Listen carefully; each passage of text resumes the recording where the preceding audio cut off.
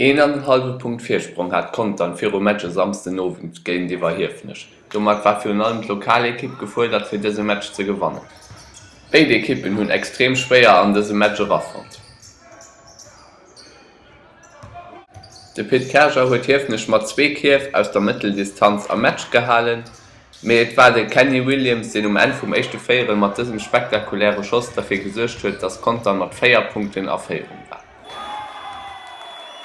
Mat de no ass awer goneich mit ze Summe gelaf bei der Ekipp vum Helge Patzak. Well goufen Maren den Hiefnecher an de Grab geschoss, an d' lokale Kipp huet profitéiert fir sech liicht aufzusetzen. Kontern hat Probleme fir überhaupt noch zu engem Schoss zu kommen. Den hiefnescher Amerikaner Brett Weiss an den nur de Chris Zander hunn dafir gesuercht, dats du as H zur Paus mat 6 Punkten Aféierung. No der Paus ass et dünn besser gelaf fir Kontern. E spektakulären Danking vum Johnson an de Raul Beerebaum vun Kontern Träger an de Match brucht. Mat waren awer nees enker Turnoveren, déi Kontern Geneck gebracht hun an et hiefnech erméiglecht hunn fir Aféierung ze bleiben.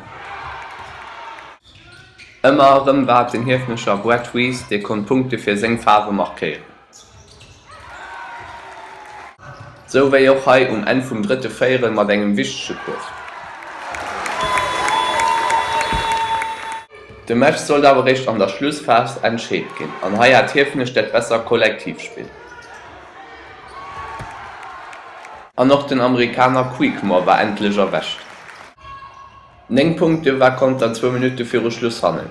Sie haben alles probiert, für am Match dran zu bleiben, mit Schuss vubauste sie weiterhin nicht gefallen, an wer gewinnt, sie noch einen Turnover dabei kommen. Hiefnech huet de Match an der Schlussphase geriert an der Freiwurflinie entschied.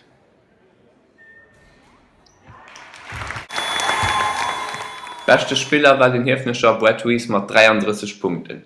Kontern dogéint hat ganz schwach Statistiken. 50% vun der Freiwurflinie, 15 vun der Dreierlinie an 21 Mal gouf de Ball verloren.